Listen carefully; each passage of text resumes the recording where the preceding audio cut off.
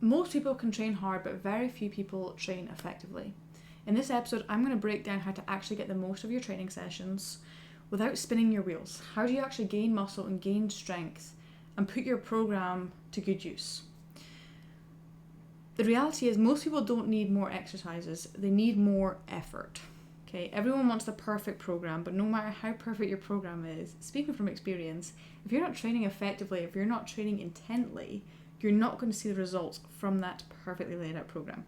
One thing I always tell my clients is the goal is not to have the perfect spreadsheet. Okay, but I understand sometimes our OCD can get the better of us, and that's okay. You know, pretty spreadsheets look good, but at the end of the day, if you're not actually applying what's in the spreadsheet or what's in your program, you're not going to get the results. Okay, you need to apply what's in it, okay, regardless of how pretty it is. So the execution is what matters most, not the fancy workouts. You can get incredible results from performing the basics. If you're performing the basics good, if you're getting the fundamentals correct, you will see astounding results. Okay, the fundamentals should never be overlooked. So ask yourself, are you actually training hard? Are you training effectively? Are you progressing? Are you focused in the gym? Moving on to the first thing. So your training intensity. Now, intensity does not mean you're huffing and puffing in the gym. It doesn't mean you're sweating or exhausted. A lot of people just do that just for show, so they look like they're working hard. It's how close do you train to failure, okay? Now, there's a couple of ways you can assess that.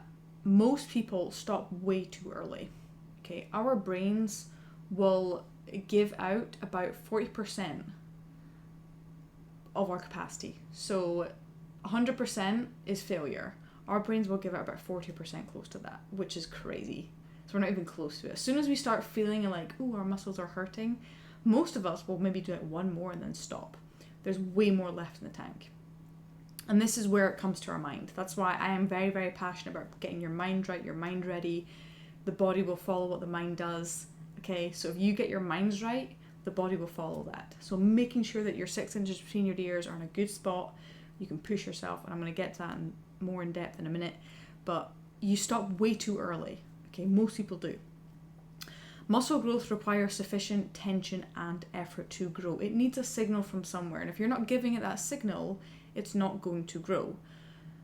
And one thing that still baffles me is when I'm working with clients and they say it's hard. I'm like, good, like it should be. Training should be challenging. If you're not challenging yourself in the gym, your muscles are not going to get that signal to grow. Okay, and that's where you might be your progress might be stalled. So you got to push yourself in the gym. Okay, you got to feel the burn, feel the fatigue, feel the exhaustion. Okay, feel like your brain is wanting to tell you to stop, and you're like, no, I'm going to keep on going. Okay, that's where true progress is. If your sets look like exactly the same from rep 1 to rep 12, then you need to push yourself more. Okay, so, and also a good rule of thumb as well, like if you can hold a conversation, if you're telling me about Sandra down the street, what she's up to this weekend, then it's time to increase your reps. Okay, one or a couple of ways you can assess this is you got your rate of perceived exertion and your reps in reserve. So for example, reps in reserve is how many reps you have left in the tank, close to failure. So I like to give my clients, depending on what we're training, what our goals are, their experience in the gym, but reps in reserve, anything from 2 all the way up to 4. Okay, that means that if someone walked in and put a gun to your head, you have 2 reps left in the tank. Okay, 0 reps left in the tank means you're at failure. It means that even with a gun pointed to your head, you physically cannot move that weight. Now, most people don't even get close to this. They don't know what true failure feels like. Sometimes I question whether or not if I know what true failure feels like. But I always push myself to try feel it.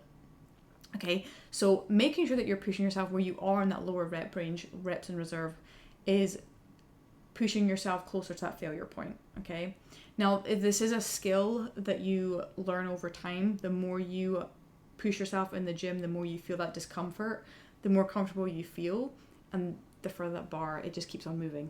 Okay, that's why I say like I never know if I truly know what failure feels like, because I almost like I'm never going to get there, but I'm always striving to push myself to that point of discomfort and like holding my muscle over that flame.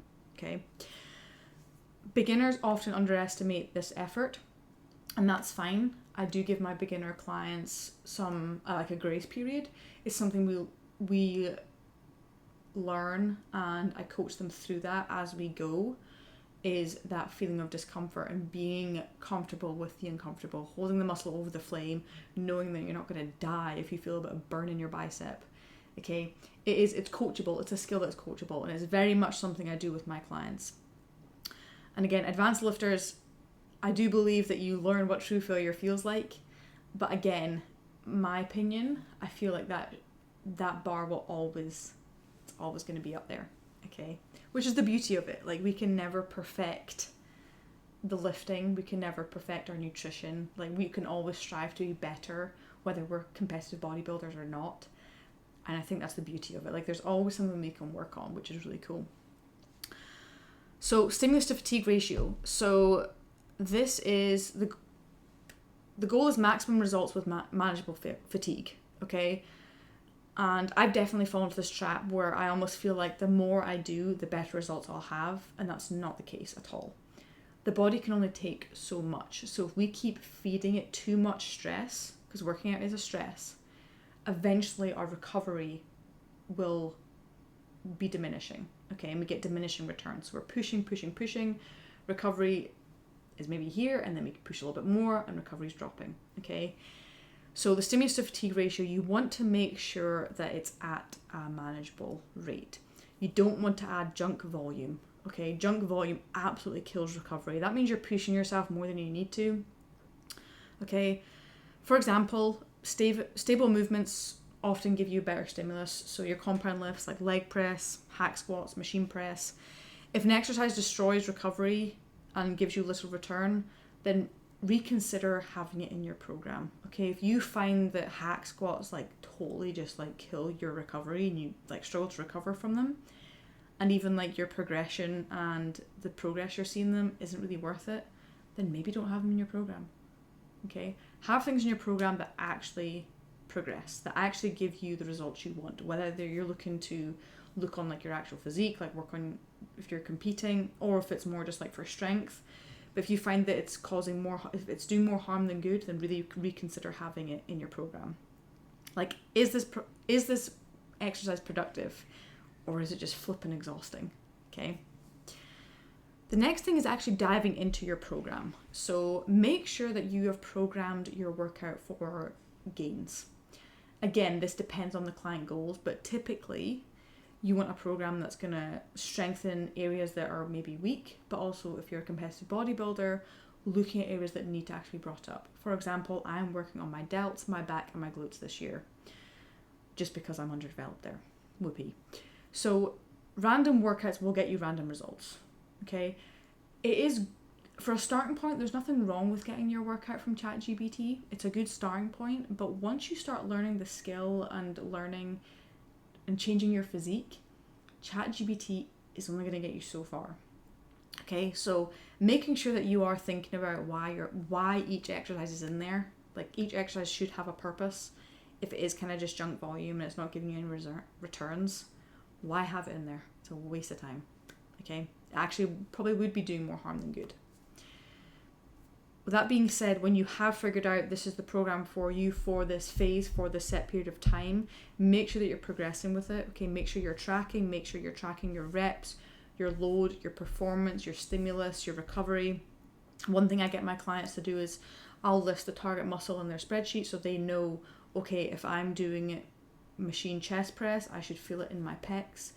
And I get them to rank their stimulus as well. If their stimulus is low, then I tell them to push more.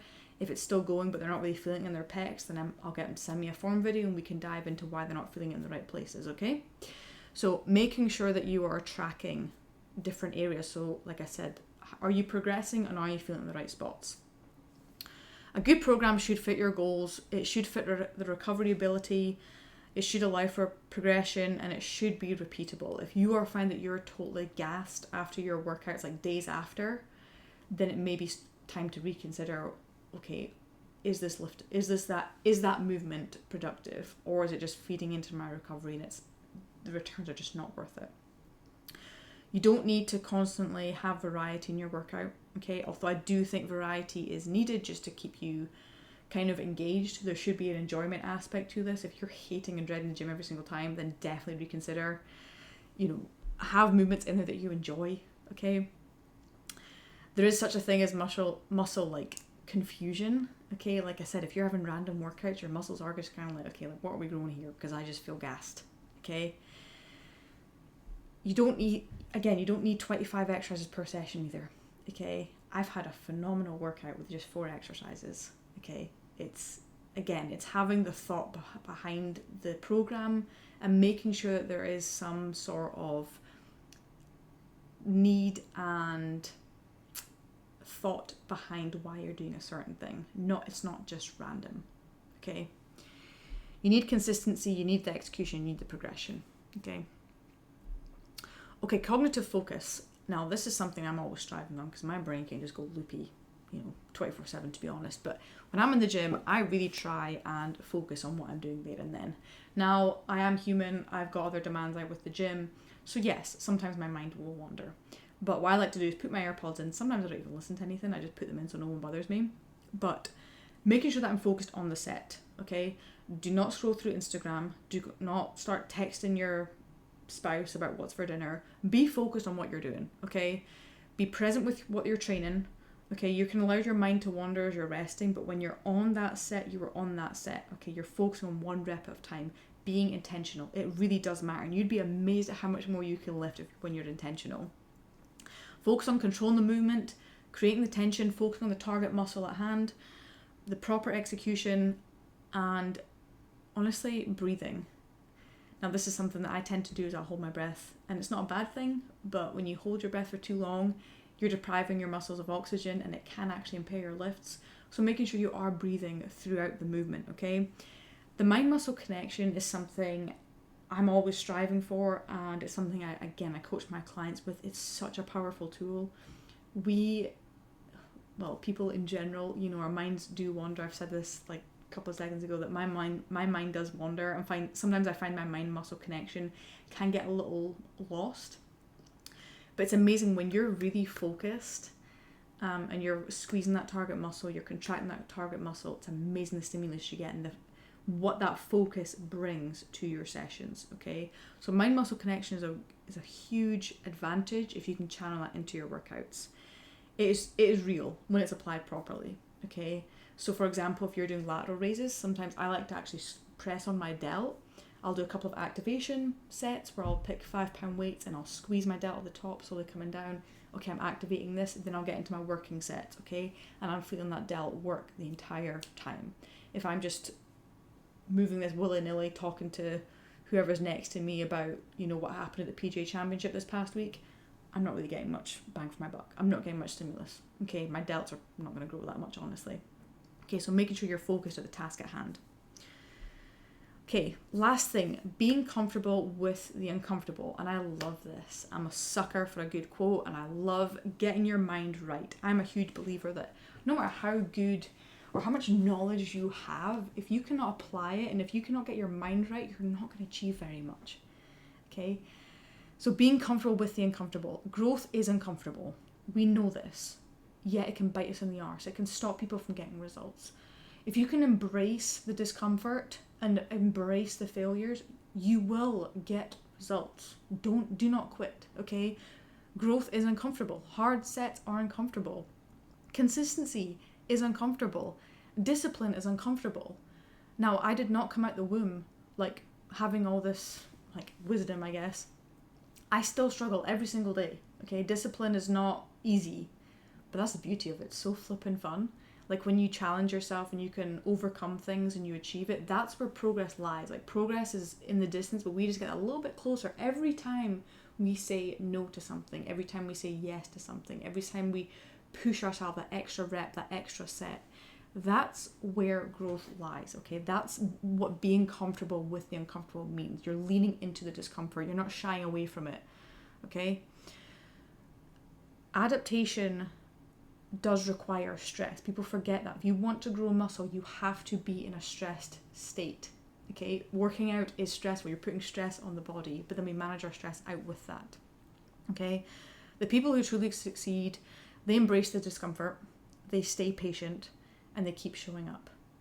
If you can do those things, you're going to achieve success. You're going to get your results. Okay, the longer you do it, the better the results. Okay, so stay the course, embrace the discomfort, and you'll reap the rewards. Okay, your body changes when your standards do. Okay, I love that. It's a huge, or it's a quote that I try to live by. You know, and the good thing is that your standards are always changing as well, which means your body's always changing, and that means your mind's always changing too. Okay, hopefully you find this helpful. Make sure you push yourself in the gym, embrace the discomfort. Hope you guys enjoyed this episode. Remember, like, share, subscribe, all that good stuff. Summit Coaching is really growing, and I'm so grateful for every single one of you. If you know someone that is struggling, or maybe it's yourself, if you need help, please reach out. I'll link my Instagram below in the show notes. You can reach me there, send me a message. Also, the application form for online coaching is there too. Have a great rest of your week, and I'll see you guys next week.